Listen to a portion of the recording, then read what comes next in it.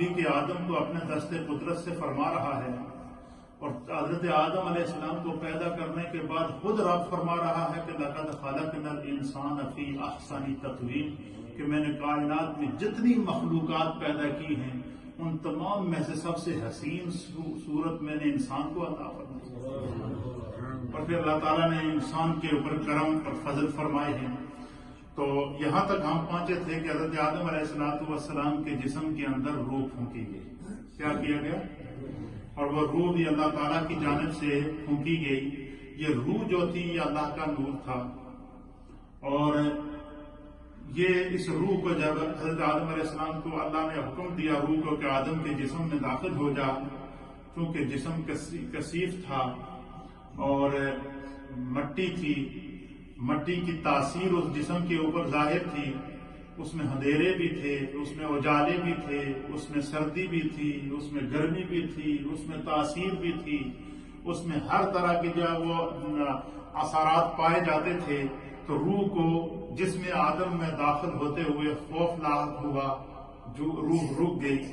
تو حدیث کے اندر آتا ہے کہ اللہ تعالیٰ نے حضرت آدم علیہ السلام کی پیشانی میں سب سے پہلے نور محمد مصطفیٰ کریم صلی اللہ علیہ وسلم کو، اور جیسے ہی نور مصطفیٰ حضرت آدم علیہ السلام کی جبین میں آیا تو روح اس نور مصطفیٰ کو دیکھ کر اس کو چومتی ہوئی حضرت آدم علیہ السلام کے بدن میں داخل ہو گئی۔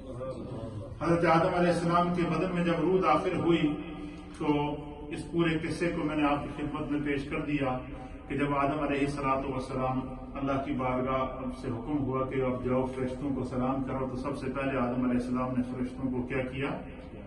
سلام کیا۔ فرشتوں نے اس کو جواب دیا۔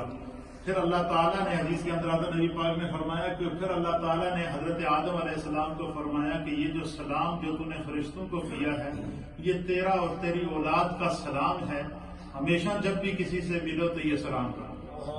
تو سب سے پہلے حضرت انسان کو اللہ کی طرف سے جو تحفہ عطا کیا گیا وہ سلام کا عطا کیا گیا۔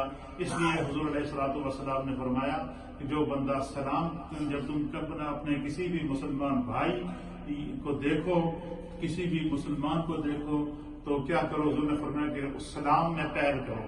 کیا کرو؟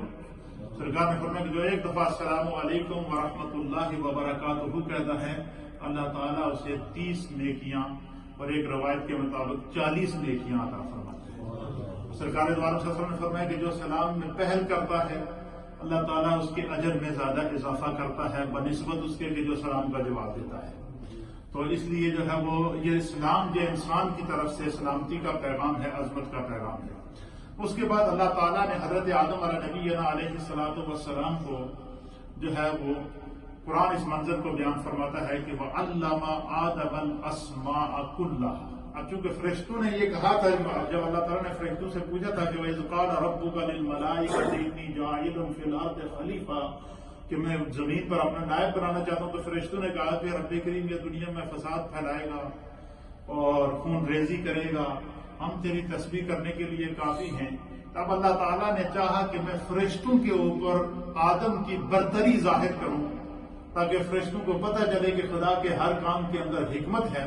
تو اللہ تعالیٰ نے حضرت آدم علیہ السلام کو روح پھونکنے کے بعد سب سے پہلے جو چیز عطا فرمائی، اللہ نے حضرت آدم کو اپنی طرف سے علم عطا فرمایا، اور یہ پوری ہسٹری ہے قرآن کریم فرقان مجید میں ہمیں جہاں پتہ چلتا ہے۔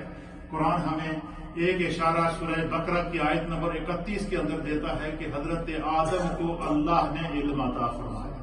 سب سے پہلے جو علم حضرت آدم علیہ السلام کے پاس آیا وہ خدا نے حضرت آدم کو عطا فرمایا۔ پھر اسی طریقے سے آپ نبی اکرم صلی اللہ تعالیٰ علیہ وسلم کی عظمت اور مقام کو دیکھیے کہ اللہ تعالیٰ مقام مصطفیٰ اور عظمت مصطفیٰ کو بیان کرتے ہوئے فرماتا ہے الرحمن علم القرآن۔ رحمان وہ ہے کہ جس نے اپنے محبوب کو خود قرآن پڑھایا ہے، خود قرآن کا علم عطا فرمایا ہے۔ اس کے اوپر محدثین اور مفسرین نے لکھا ہے کہ اس کی وجہ کیا ہے کہ اللہ نے خود حضرت آدم علیہ السلام اور حضرت نبی اکرم صلی اللہ علیہ وسلم کو خود اپنا علم عطا فرمایا۔ اس کی وجہ کہ نبی پاک صلی اللہ علیہ وسلم کی جو ذات تھی وہ تمام انبیاء سے افضل ہے۔ کیا ہے؟ نہ صرف انبیاء سے بلکہ تمام ملائکہ سے افضل ہے، بلکہ اللہ نے جتنی مخلوقات پیدا کیے ہیں ان تمام مخلوقات سے اللہ نے سب سے افضل اور اعلیٰ ذات مصطفیٰ کریم صلی اللہ علیہ وسلم کو بنایا، پیدا کیا۔ تو اگر کوئی دنیا میں مصطفیٰ کریم صلی اللہ علیہ وسلم کا ٹیچر ہوتا، استاد ہوتا، آپ کو پڑھاتا، تو دنیا کا ایک اصول ہے کہ پڑھانے لوگ کہتے ہیں کہ یہ پڑھانے والا جو استاد ہوتا ہے وہ شاگرد سے افضل ہوتا ہے علم کے اعتبار سے، کیونکہ اس نے اس کو پڑھایا۔ تو دنیا میں کوئی یہ کہہ سکتا تھا کہ آپ نبی صلی اللہ علیہ وسلم کو آخری نبی کہتے ہیں اور آپ کہتے ہیں کہ ان کے مقابلے میں کوئی نہیں ہے، لیکن ان کو تو فلاں شخص نے پڑھایا، وہ تو فلاں شخص ان کا استاد تھا۔ تو کوئی بندہ یہ نبی پاک صلی اللہ علیہ وسلم کی طرف یہ آپ کی ذات میں، آپ کی سیرت میں کوئی مرتبے کو کم کرنے کے لیے اس طرح کا جملہ استعمال کر سکتا تھا۔ تو آپ کو پتا کہ جن لوگوں نے نبی پاک صلی اللہ علیہ وسلم کی خدمت میں جو ہے وہ ذات پہ گستاخیاں کرنے کی کوشش کی، تو انہوں نے کیا کیا آپ پر حملے نہیں کیے، لیکن اللہ تعالیٰ نے چاہا کہ دنیا میں کوئی ایسا شخص ہے ہی نہیں جو میرے مصطفیٰ کو پڑھا سکے، اور پھر